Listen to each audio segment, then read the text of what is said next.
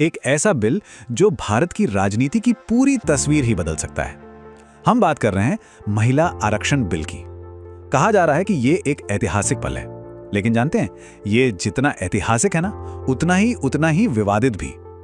तो जो असली सवाल हमारे सामने आकर खड़ा होता है वो ये है कि क्या ये सच में महिला सशक्तिकरण की तरफ एक बड़ा कदम है या फिर ये बस एक बहुत बड़ा सियासी दांव है। देखिए, इसे एक सच्चा ऐतिहासिक क्षण कहा जा रहा है। और क्यों ना कहा जाए, ये एक ऐसा कदम है जो दशकों से चली आ रही राजनीतिक बहसों को खत्म कर सकता है। सोचिए, इसमें सत्ता के समीकरणों को, मतलब पावर इक्वेशंस को जड़ से हिला देने की ताकत है।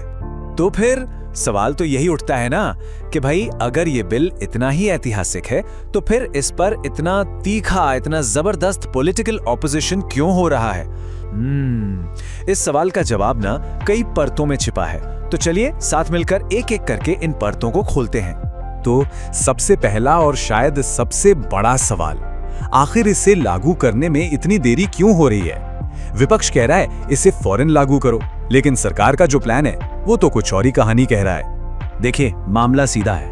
विपक्ष की मांग है कि जो मौजूदा 543 सीटें हैं ना, बस उसी में 33% आरक्षण अभी, मतलब राइट नाउ, लागू कर दिया जाए। वहीं सरकार का कहना है नहीं, रुको, इसे एक नई जनगणना के बाद और फिर उसके बाद जो परिसीमन होगा, मतलब सीटों को जब रीड्रॉ किया जाएगा उसके बाद ही लागू किया जा सकता है। और यहीं पर इस देरी की असली वो अनकही वजह सामने आती है, और वो क्या है? मौजूदा सांसदों की सीटों को बचाना। सोचिए, अगर कुल सीटें ही बढ़ा दी जाएं तो किसी भी करंट एमपी को अपनी सीट खोने का डर ही नहीं रहेगा, है ना? और सच तो ये है कि यही वो सबसे बड़ी रुकावट थी जिसकी वजह से ये बिल पहले भी कई बार फेल हो चुका है। अब ये जो देरी वाला सवाल है ना, इससे एक और बहुत पेचीदा मुद्दा जुड़ा हुआ है, और वो है उत्तर बनाम दक्षिण। क्या ये बिल नॉर्थ और साउथ इंडिया के बीच की पॉलिटिकल खाई को और गहरा कर देगा? इस पूरी बहस के केंद्र में बस एक शब्द है, परिसीमन। तो सवाल उठता है कि ये परिसीमन, या जिसे डिलिमिटेशन कहते हैं, या फिर है क्या भला? देखिए, बिल्कुल आसान शब्दों में समझते हैं, ये जनगणना यानी सेंसस के आंकड़ों के आधार पर लोकसभा और विधानसभा सीटों की जो बाउंड्रीज हैं उन्हें फिर से तय करने का एक प्रोसेस है। सिंपल। तो विपक्ष को डर किस बात का है? उन्हें डर है कि इस परिसीमन का इस्तेमाल अपने राजनीतिक फायदे के लिए किया जाएगा। चिंता यह है कि इससे ज्यादा आबादी वाले जो उत्तरी राज्य हैं उन्हें और ज्यादा सीटें मिल जाएंगी, और इसका सीधा मतलब क्या होगा? दक्षिण भारत का पॉलिटिकल इन्फ्लुएंस कम हो जाएगा। और वो सबूत के तौर पर असम और जम्मू कश्मीर का उदाहरण देते हैं, जहां हाल ही में जो परिसीमन हुआ उस पर पॉलिटिकल मैनिपुलेशन के बहुत गंभीर आरोप लगे थे। अब जरा इन आंकड़ों पर एक नजर डालते हैं। यही इस पूरे उत्तर दक्षिण विवाद की जड़ है। देखिए, 1971 से 2011 के बीच उत्तर प्रदेश की आबादी 2 गुने से भी ज्यादा हो गई, जबकि तमिलनाडु जैसे दक्षिणी राज्यों ने पॉपुलेशन कंट्रोल पर कहीं बेहतर काम किया। और यहीं पर लोकतंत्र का एक बहुत ही बुनियादी सिद्धांत सामने आकर खड़ा हो जाता है, एक व्यक्ति, एक वोट, एक मूल्य। अब इस सिद्धांत के हिसाब से देखें तो ज्यादा आबादी वाले उत्तरी राज्यों को ज्यादा सीटें मिलनी ही चाहिए, है कि नहीं? और बस यही बात इस पूरे मामले को और भी ज्यादा सेंसिटिव बना देती है। तो फिर इसका हल क्या हो सकता है? खैर, एक प्रस्ताव ये है कि हर राज्य की सीटें एक समान अनुपात में, मतलब एक यूनिफॉर्म प्रोपोर्शन में, मान लीजिए 1.5 गुना बढ़ा दी जाएं। इससे ये पक्का हो जाएगा कि किसी भी राज्य को, खासकर दक्षिणी राज्यों को, सीटों का कोई नुकसान ना हो। लेकिन सवाल ये है कि क्या ये फॉर्मूला दक्षिण के डर को पूरी तरह खत्म कर पाएगा? ये तो देखना बाकी है।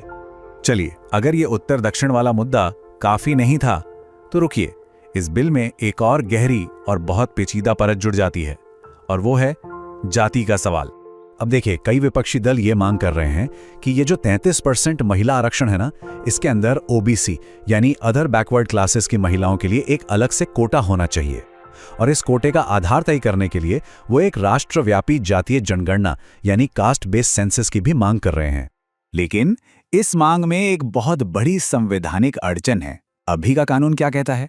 वो ये कहता है कि संसद और विधानसभाओं में सिर्फ एससी और एसटी समुदाय के लिए ही आरक्षण का प्रावधान है, ओबीसी के लिए नहीं। तो ये एक बहुत बड़ी लीगल हर्डल है जिसे नजरअंदाज नहीं किया जा सकता। अच्छा, अब इस मांग पर सरकार का जवाब बड़ा दिलचस्प है। उनका कहना है कि देखो, पहले 33% महिलाओं को चुनकर आने तो दीजिए, फिर भविष्य में जब कोटा पर कोई फैसला होगा तो वो भी उस चर्चा का हिस्सा बनेंगी। मतलब एक तरह से इस मुद्दे को भविष्य के लिए टाला जा रहा है। और जो आलोचक हैं वो कह रहे हैं कि ये तो एक सीधी टक्कर से बचने की सोची समझी रणनीति है। तो इन सारी राजनीतिक और पॉलिसी डिबेट्स के बाद अब आते हैं आखिरी और सबसे बड़ी प्रैक्टिकल चुनौती पर, और वो है संसद का गणित। याद रखिए, ये कोई मामूली बिल नहीं है, ये एक संविधान संशोधन विधेयक है, अ कॉन्स्टिट्यूशनल अमेंडमेंट बिल। और इसे पास करने के लिए सदन में मौजूद और वोट करने वाले सदस्यों में से कम 2/3 2/3 का समर्थन चाहिए। ये बहुत बड़ा नंबर है। और जैसा कि ये आंकड़े साफ साफ दिखा रहे हैं, खेल बहुत करीबी है। जो सत्तारूढ़ गठबंधन है उसके पास अकेले दम पर 2/3 मेजॉरिटी नहीं है। मतलब साफ है, इस बिल को हकीकत बनाने के लिए उन्हें विपक्ष के कुछ समर्थन की जरूरत तो पड़ेगी ही पड़ेगी। तो ऐसे में सरकार की स्ट्रैटेजी क्या हो सकती है? 2 ही रास्ते हैं, या तो विपक्ष को किसी तरह मना लिया जाए, या फिर वोटिंग के वक्त विपक्ष के कई सांसद सदन से वॉकआउट कर जाएं। अगर ऐसा होता है ना, तो बहुमत के लिए जो जरूरी आंकड़ा है वो नीचे आ जाएगा और बिल पास हो सकता है। सारा खेल नंबर्स का है। और अंत में हम घूम फिर कर उसी सवाल पर वापस आते हैं जिससे हमने ये पूरी बातचीत शुरू की थी। क्या ये कानून बराबरी के लिए एक मील का पत्थर साबित होगा, या फिर ये महज राजनीतिक शतरंज की एक बहुत सोची समझी चाल है? इसका जवाब जो भी हो, वो भारतीय लोकतंत्र के भविष्य को तय करेगा।